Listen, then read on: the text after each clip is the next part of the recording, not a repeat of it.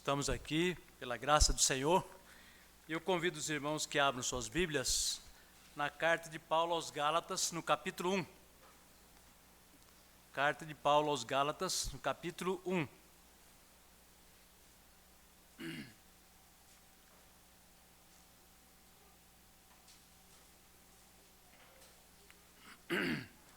Nós vamos ler dos versos 10 a 24. Vamos todos estar acompanhando atentamente. O evangelho que Paulo recebeu e pregou. Porventura procuro eu agora o favor dos homens ou de Deus? Ou procuro agradar a homens?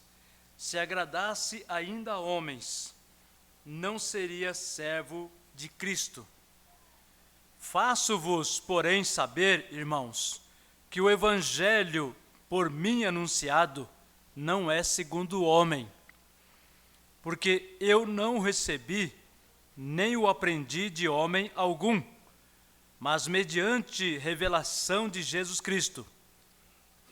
Porque ouvistes qual foi o meu proceder outrora no judaísmo, como sobremaneira perseguia eu a igreja de Deus e a devastava. E na minha nação, quanto ao judaísmo, avantajava-me a muitos da minha idade, sendo extremamente zeloso das tradições de meus pais. Quando, porém, ao que me separou antes de eu nascer e me chamou pela sua graça, aprouve revelar seu Filho em mim, para que eu o pregasse entre os gentios, sem detença. Não consultei carne e sangue, nem subi a Jerusalém para os que já eram apóstolos antes de mim, mas parti para as regiões da Arábia e voltei outra vez para Damasco. Decorridos 3 anos, então subi a Jerusalém para avistar-me com Cefas e permaneci com ele 15 dias. E não vi outro dos apóstolos, senão Tiago, o irmão do Senhor. Ora, acerca do que vos escrevo, eis que diante de Deus testifico que não minto. Depois fui para as regiões da Síria e da Cilícia, e não era conhecido de vista das igrejas da Judeia, que estavam em Cristo. Ouviam somente dizer: aquele que antes nos perseguia, agora prega a fé que outrora procurava destruir, e glorificavam a Deus a meu respeito. Digne-se o Senhor nos abençoar com a leitura deste texto de sua bendita e gloriosa palavra. Amém? Amém. Pensemos hoje, irmão, segunda mensagem de Gálatas, a apologia do Paulo convertido. A apologia do Paulo convertido. Os irmãos se lembram que no mês passado, segundo domingo, que nós vamos estar pregando todo segundo domingo, nós falamos dos versos de 1 a 10. E aqui nós trabalhamos hoje outra vez do 10 em diante. Não é? E o que nós aprendemos lá nesta mensagem do mês passado? Nós aprendemos que uma vez que nós conhecemos o verdadeiro evangelho de Cristo, nós não temos mais espaço para outro evangelho, para religiosismo, para sincretismo, né? Para formalismo, para legalismo.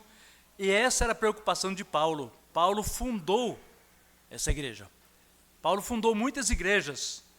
E agora Paulo toma conhecimento de que essa igreja estava dando ouvidos aos formalistas e legalistas judeus, que não criam na salvação pela pregação do evangelho de Cristo, porque eles não criam naquele Cristo. Eles não criam, eles estavam esperando o outro Cristo. E eles já por séculos, pelo menos mais de 4 séculos, porque só o período interbíblico já eram mais de 350 anos, e se você contar mais algumas décadas antes daqueles últimos profetas, Ageu, Zacarias e Malaquias, e ainda indo um pouquinho até quando Cristo diz tudo está consumado, esse período ainda foi o período do judaísmo. Todo esse período, os judeus, ao invés de se tornar um mestre, porque eles tiveram todos os desígnios de Deus, toda a lei de Deus, que era o Velho Testamento, nenhum país do mundo teve esse privilégio. Deus criou esse povo com esse propósito.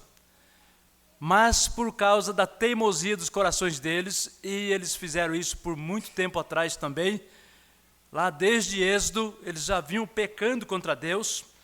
Então, nesse período longo de afastamento de Deus, eles, quando Jesus Cristo veio, eles realmente não o reconheceram. E como é que eles guardavam a fé que eles tinham?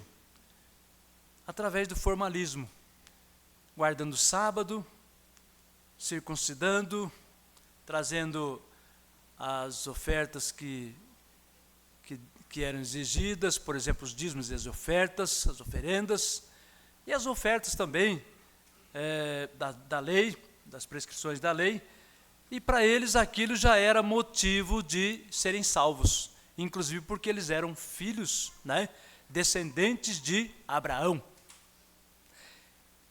E eu não tenho dúvida, irmãos, que Paulo foi muito sincero com todas as igrejas que ele fundou, todos aqueles discípulos que Paulo trabalhou até que se tornasse igreja, e agora ele ouve dizer que eles estavam divididos por outro evangelho. Então nós pregamos no mês passado que Paulo disse, se houver um outro evangelho que vá além desse, que seja anátema. E Paulo repetiu isso por 2 vezes, mas Paulo sempre reiterou nas igrejas que não há outro evangelho. Só há um evangelho. Evangelho é boa nova, e boa nova é o evangelho. O evangelho é Cristo e a boa nova é Cristo Jesus. E eles estavam trocando Cristo pelo formalismo religioso. E eu quero pensar aqui com os irmãos, dando sequência ao verso 10 em diante, Paulo ainda agora fazendo apologia da sua pregação.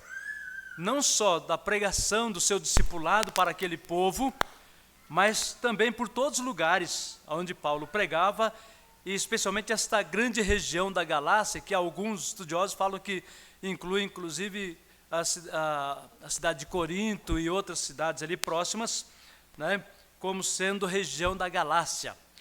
Então, era um grande grupo de irmãos, de igrejas, que estavam se enveredando por este rumo diferente. E é por isso que nós destacamos na outra pregação a maneira como Paulo ironizou, Paulo ironizou com a linguagem até interessante, Quando Paulo ele afirma para aqueles crentes: admira-me que estejais passando tão depressa daquele que vos chamou na graça de Cristo para outro evangelho, que não é outro além de pessoas que veio perturbar e perverter o evangelho de Cristo. Mas vamos lá. Então agora Paulo vem corrigir essa igreja, como fez com a igreja de Corinto, como fez com a igreja de Filipos, de Colossos especialmente, tinha alguns problemas ali. E eu quero pensar com os irmãos algo que nós precisamos colocar em nosso coração nesta noite, que a apologia do Paulo convertido. O que é apologia? Apologia é defesa da fé. Então, que fé que Paulo defendia? O Evangelho. Lembre-se de Romanos 1,16, não me envergonho do Evangelho, porque é o poder de Deus para todo aquele que crê, primeiramente do judeu e depois do grego, isto é, de todos os gentios. Mas no verso, isso é o capítulo 1, verso 16 de Romanos, no 17 ele vai dizer que esse Evangelho é conhecimento da palavra de Deus, é fé na palavra de Deus, é fé, por exemplo, em todas as doutrinas bíblicas. E Paulo fala que todos aqueles que creem nesse Evangelho, e ele vai trabalhar nesse sentido em Gálatas, nós vamos estar pregando nos capítulos 3 em diante, que todos eles foram justificados pela fé diante de Deus, para que eles fossem aceitos diante do Senhor, não pela justiça humana, mas pela justiça de Cristo, o nosso Senhor. Então, a preocupação de Paulo, irmãos, foi novamente de trazer de volta, de corrigir aqueles irmãos Então, não mais dependeu das tradições humanas. E é isso que nós vamos ver aqui nos versos 10 a 14. Acompanhe comigo aí. Olha o que ele diz aí. Porventura procuro eu agora o favor dos homens ou de Deus? E é interessante que essa expressão homem, ele coloca desde o começo. Desde o começo. Aparece por quase 20 vezes. Paulo enfatiza mesmo que o evangelho verdadeiro de nosso Senhor e Salvador Jesus Cristo não vem do homem. Não é humanista. Ele vem de Deus. Há uma maneira que eu posso dizer que ele vem, mas só de um homem que é diferente de todos nós, do primeiro Adão. Todos nós somos descendentes do primeiro Adão, que é o Evangelho de Cristo, aquele que se fez homem em nosso lugar, mas aí nós temos uma situação diferente. Ele não está falando de Cristo, ele está falando dos homens de modo geral, que nós não devemos reconhecer o Evangelho que vem de homens, inventado por homens, maquinado, forjado por homens. Então, porventura procuro eu agora o favor dos homens ou de Deus? Ele foi salvo pela graça, ele mesmo pregou, lá em Efésios, capítulo 2, verso 8, porque pela graça sois salvos mediante a fé, isto não vem de vós, é dom de Deus. E é essa fé que foi instalada em nosso coração para que nós pudéssemos crer, porque nós jamais creríamos também. Nós podemos ouvir o Evangelho quantas vezes, mas jamais creríamos se Deus não instalasse em nosso coração essa dádiva, esta bênção. Por isso que fala que é um dom de Deus. Não vem de vós, mas é dom de Deus, é dádiva, é presente, para que nós pudéssemos crer. E ainda é o Espírito Santo que vai nos convencer da justiça, do pecado e do juízo, que isso é verdadeiro. Então, o Evangelho de Paulo, ele vem do trono da graça, ele vem de Deus, daquele que enviou o seu Filho, conforme João 3,16, para que todo aquele que nele crê não pereça, mas tenha a vida eterna. Ou procuro agradar a homens. Se agradasse ainda a homens, não seria servo de Cristo. Para nós sermos servos de Deus, nós não temos que estar agradando a homens. Quantas vezes nós queremos fazer média para as pessoas, de uns para com os outros, liderança para com outros superiores, isso não existe. A igreja como um todo, a igreja, os membros da igreja, os seus líderes, o seu conselho, a sua mesa diaconal, o seu presbitério, o seu sínodo, os sínodos da denominação e toda a denominação e cada igreja na face da terra que é fiel à palavra de Deus, toda igreja, cada um deve depender da soberana graça de nosso Senhor.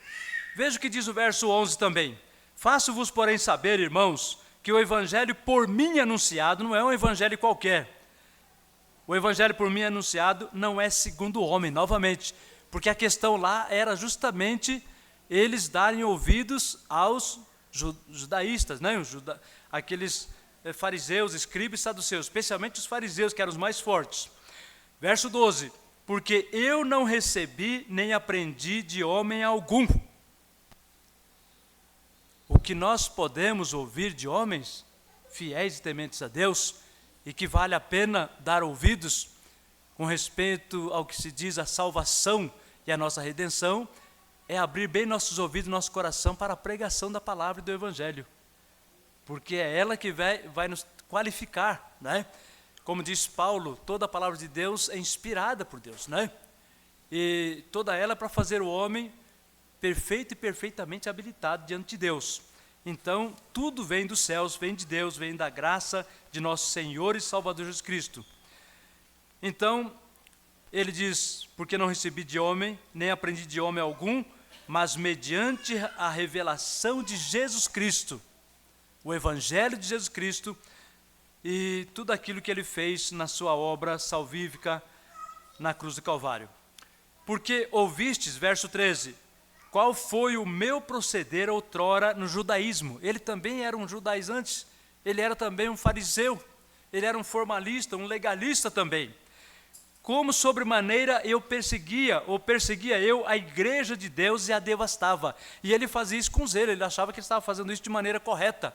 Como fazem os muçulmanos, os islâmicos, matam as pessoas, todo dia estão matando, porque eles dizem que estão obedecendo a Alá, estão obedecendo ao Corão. Então, é o zelo, mas é um zelo errado. É um zelo que não tem base na palavra de Deus.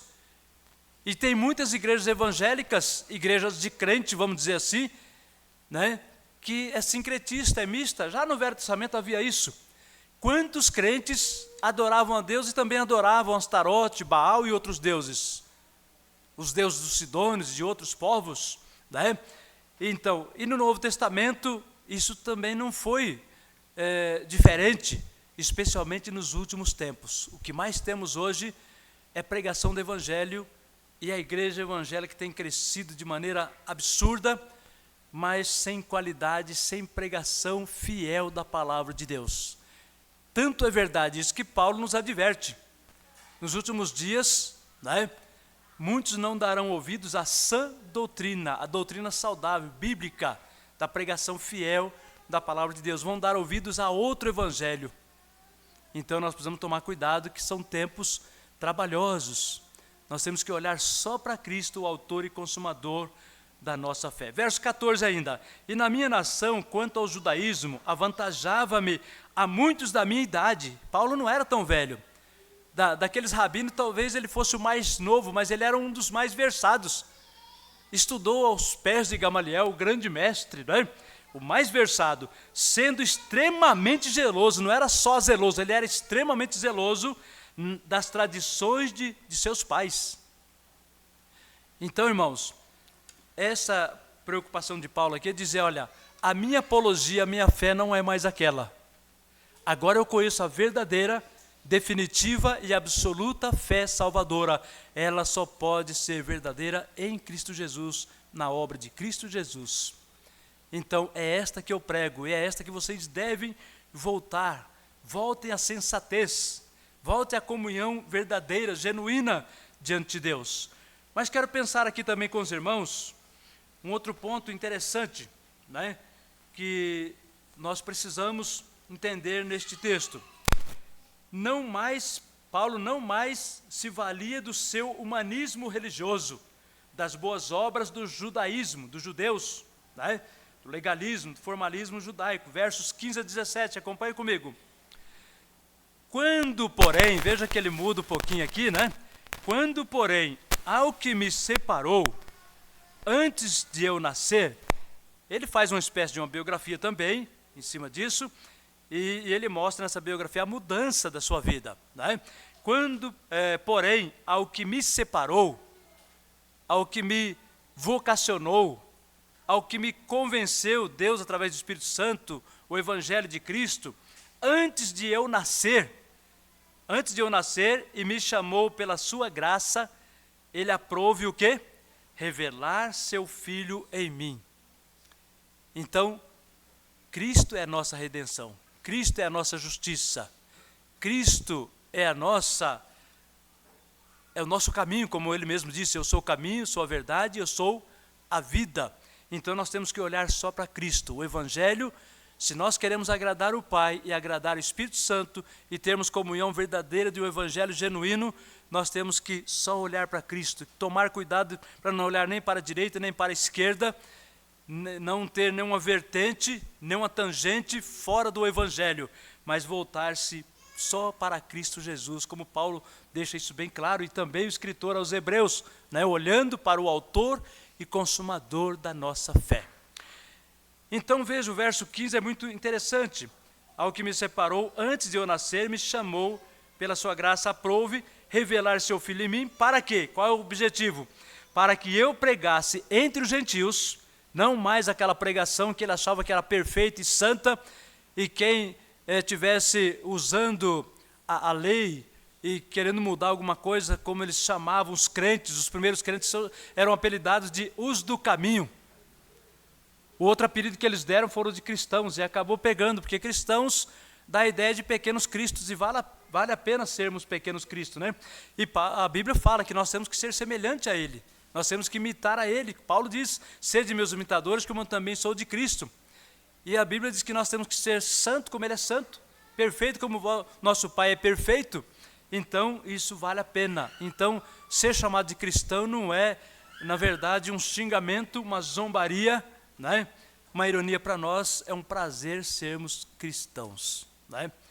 Que todos nós somos pequenos Cristos, nós fomos enxertados em Cristo, e sendo enxertados em Cristo, no corpo de Cristo, isso também significa que a igreja, ela é governada, ela é ensinada pelo supremo pastor das nossas almas, pelo rei da igreja, que é o Senhor e Salvador Jesus Cristo.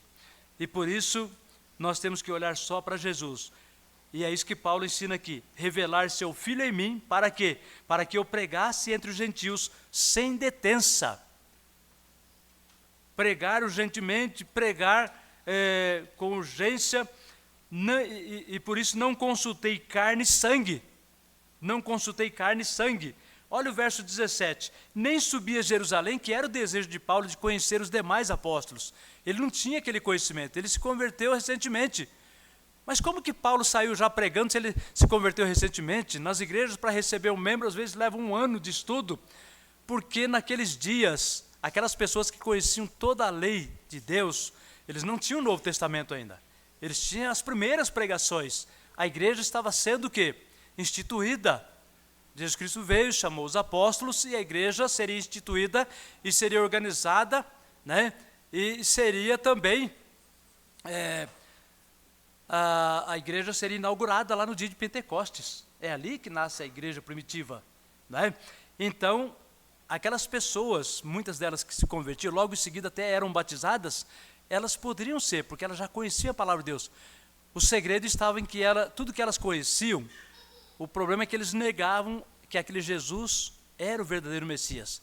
Mas quando eles reconheciam que era o verdadeiro Messias, aí tudo aquilo que eles conheciam, eles voltavam tudo para Cristo. Foi isso que Paulo fez. Por isso que Paulo, quando ele se converteu, ele continuou indo para Damasco. O seu propósito, com seus cavaleiros, de chegar até Damasco, era de continuar perseguindo os crentes, mas ele se converteu ali. Mas quando ele chegou lá, depois de uns dias, ele foi preparado e daqui a pouco ele sai pregando o evangelho. E as pessoas ficaram até com medo. Esse não é o Paulo que nos perseguia, que matava as pessoas? Mas aí eles foram orientados a dar ouvidos, porque ele se converteu ao Senhor e Salvador Jesus Cristo, né? Por isso que Paulo, né, a apologia de Paulo é uma apologia bíblica, é uma apologia que nós precisamos abrir nosso coração, nossa mente, nossa alma, porque é da parte de Deus, para que nós não façamos como os crentes da Galácia, e como muitos já fizeram e muitos estão fazendo hoje, querendo um outro evangelho mais light, mais diferente, humanista e assim por diante. Então, para revelar o seu Filho, e que eu pregasse aos gentios sem detença, não consultei carne e sangue, nem subi a Jerusalém para os que eram apóstolos antes de mim, mas parti para as regiões da Arábia.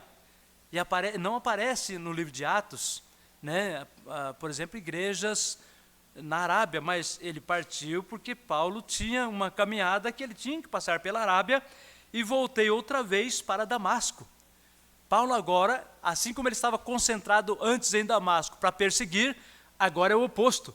Ele estava para pregar o evangelho e cuidar daquelas almas. E finalmente, irmãos, uma outra lição que eu quero deixar aqui para nós. Paulo tinha pressa de defender, fazer essa apologia de defender o verdadeiro evangelho aos gentios e provar que só Deus em Cristo pode transformar a vida do pecador de maneira diametral, né? Então, versos 18 a 14, o que é que diz lá? Paulo continua sua caminhada, seu ministério, e aqui ele diz que ele já tinha decorridos 3 anos já da sua carreira e do seu ministério. Decorridos 3 anos, então subi a Jerusalém. Paulo sempre estava voltando a Jerusalém. Ele gostava de estar ali em Jerusalém, de ver os apóstolos, né, de ver a igreja, de levar, por exemplo, donativos para os pobres da Judéia, especialmente de Jerusalém, muitos pobres, para avistar-me, mas o objetivo aqui é diferente, para avistar-me com Cefas, que era Pedro, e permaneci com ele 15 dias. Então, uma quinzena ele dedicou para estar com Pedro, para conhecer melhor Pedro, para ter mais simpatia, mais amizade com Pedro, e assim por diante, né? Então, e ele diz no verso 19, eu não vi outro dos apóstolos senão Tiago, o irmão do Senhor. Então, é claro, ele tinha esse desejo, mas a preocupação de Paulo era primeiramente, logo que ele foi chamado, e que ele foi ungido, e que todos oraram, que a igreja toda orou, a igreja de Antioquia, que era a igreja missionária que enviava esses apóstolos, né? Paulo, Barnabé, Saulo e outros mais, Silas, ele tinha pressa, porque ele tinha que pregar ao mundo todo daquela época. Então, decorridos 3 anos, não subiu a Jerusalém, aí ele esteve lá com Pedro aqueles 15 dias, não viu, a não ser Pedro e Tiago, os demais. E o verso 20 diz, ora, acerca do que vos escrevo, eis que diante de Deus testifico e não minto. Quer dizer, tudo que eu estou colocando aqui é verdadeiro, porque eu estou preocupado com a igreja, e eu estou preocupado também em pregar o evangelho. Eu preciso pregar o evangelho. Eu não vim para pregar o evangelho, as pessoas darem ouvidos a outro evangelho, a esses judaizantes, a seitas, a movimentos, atalhos, essas coisas sempre existiram. Existiu até quando Deus tirou seu povo na caminhada, surgiram lá, por exemplo, aqueles levitas, Abirão, Datão, Coré, formaram um grupo lá e quiseram tomar o lugar de Arão, de Moisés. Até Míria, que era irmã de Moisés e Arão, queria tomar também o lugar de Arão.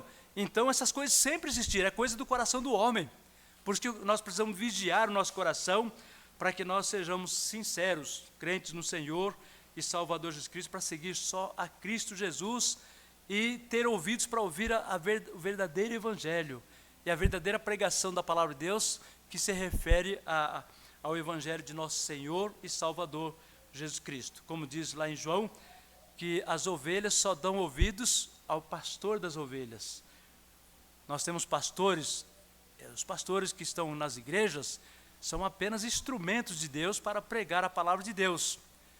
Mas eu sou membro como vocês, os presbíteros são membros como vocês, todos os pastores que têm altos, né, cargos nas suas igrejas, são membros da igreja, né? A única diferença é que cada um cumpre o seu papel. Os pastores, e essa era a preocupação de Paulo, era líder, e ele como líder ele tinha que tomar a dianteira e corrigir esses problemas. E nós, como liderados, nós precisamos dar ouvidos à pregação fiel da palavra de Deus. E pedir a Deus, orar a Deus, se a pregação não for verdadeira, fiel, se um dia o pastor, qualquer pastor, seja eu, seja quem for aqui neste púlpito, qualquer púlpito das nossas igrejas, pregar algo que vá além, essa pessoa tem que ser realmente defrontada para que ela se corrija ou ela se retire, porque nós só temos que pregar o evangelho genuíno de nosso Senhor e Salvador Jesus Cristo. E essa é a preocupação de Paulo aqui. Paulo tinha urgência de fazer isso, mas tinha os problemas para resolver, como o caso, né, das cartas que ele escrevia para as igrejas problemáticas, né? E isso não era fácil, Paulo tomava tempo para essas coisas, tá? Verso 20, aliás, o verso 21 e 22. Depois fui, logo após, né, esses 3 anos, fui para as regiões da Síria e da Cilícia, e não era conhecido de vista das igrejas da Judéia, que estavam em Cristo Jesus. Ele não conhecia, e ele gostaria também de conhecer os crentes, porque ele gostaria de dar o seu testemunho, quem sabe, né? Mas Paulo era o apóstolo dos gentios, a sua preocupação tinha que ser agora no mundo gentil, né?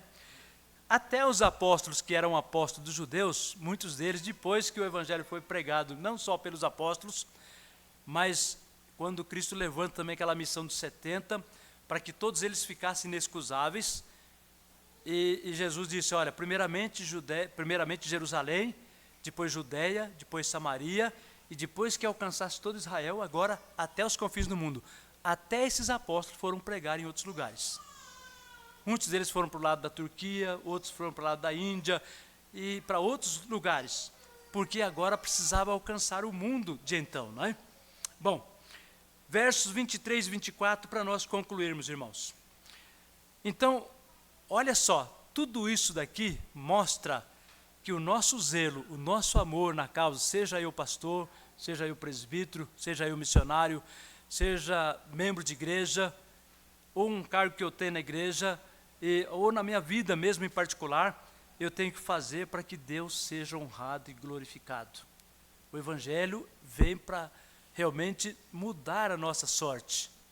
Nós somos cidadãos do mundo, né, do mundo que jaz no maligno, mas uma vez que nós fomos salvos por este Evangelho, que é o poder de Deus, não por outro Evangelho, então nós nos tornamos o que? Cidadãos dos céus, conforme diz o Salmo 15, conforme diz outros textos, né? Então, olha o que diz o verso 23 e 24 para encerrar. Ouviam somente dizer, as pessoas ouviam dizer, aquele que antes nos perseguia, agora prega fé que outrora procura destruir. Mas olha o verso 24. A princípio eles fizeram isso, outros textos nos mostram, e com medo, mas eles foram orientados. Mas olha o que diz o verso 24. E glorificavam a Deus a meu respeito. Porque o Evangelho é o poder de Deus mesmo. Por isso que Paulo fala, não me envergonho do Evangelho, porque ele mudou meu viver. Eu era o principal dos pecadores. Agora eu sou uma nova criatura. E assim, se alguém está em Cristo, nova criatura é. As coisas antigas se passaram, eis que tudo se fez novo. Que Deus nos abençoe, irmãos. Semana que vem, capítulo 2.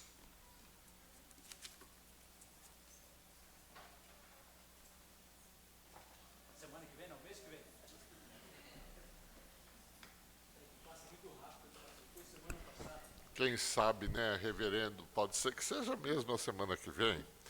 Irmãos amados, em resposta à pregação, cantemos com alegria o hino de número 198. Salvação graciosa, mensagem do Senhor. Evangelho, aleluia. Depois, terminado o hino, o reverendo estará orando e impetrando a bênção apostólica.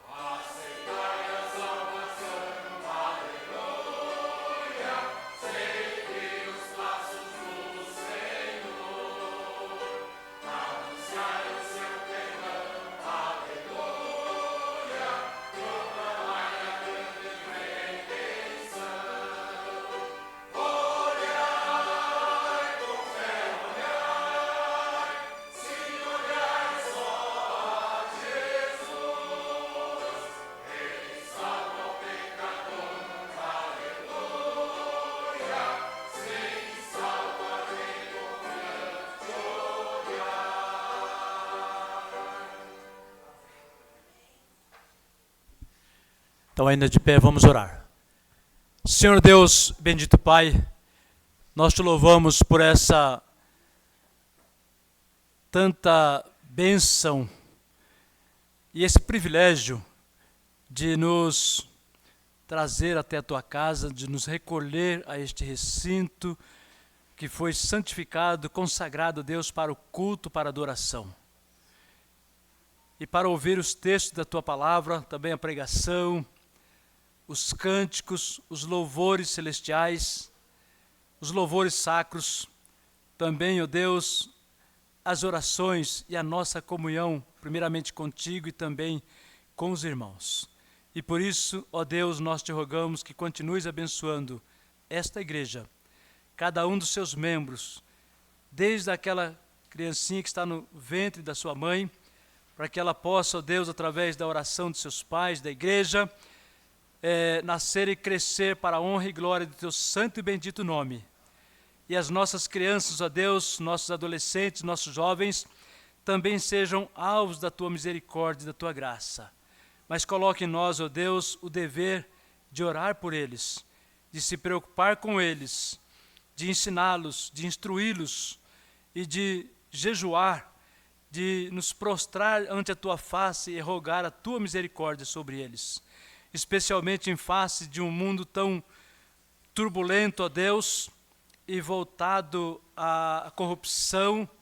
Nós te rogamos que tenha misericórdia de cada um deles. Abençoa também os crentes de modo geral, para que todos eles, ó Deus, possam olhar tão somente para Cristo, o autor e consumador da nossa fé. Possa confiar só nele, como aquele que não só nos salvou, mas é aquele que continua cuidando de nós, é o nosso supremo pastor, é aquele que nos alimenta com uma água espiritualmente potável, com o pão celestial. Ele é a água da vida, ele é o pão da vida. E toda a tua palavra, ó Deus, é a palavra de Jesus, é a palavra do Espírito Santo, é a palavra do Pai, é a palavra do Ser Triuno. E por isso, ó Deus, que nós possamos, de fato, sermos fiéis a esta palavra do Deus Triuno, que são as Escrituras Sagradas. Aceita a nossa adoração, perdoando cada um dos nossos pecados em pensamentos, palavras e obras, e dá-nos mais uma boa noite de repouso e mais uma semana na tua presença, para a honra e glória do teu santo e bendito nome, não só nos nossos deveres espirituais, como nos deveres seculares, para a honra e glória do teu santo e bendito nome. E que a graça e a paz de nosso Senhor e Salvador Jesus Cristo, e que o infinito amor de Deus Pai, e que as consolações do Espírito Santo estejam sobre vós e sobre todos os santos em toda a face da terra, hoje e sempre. Amém.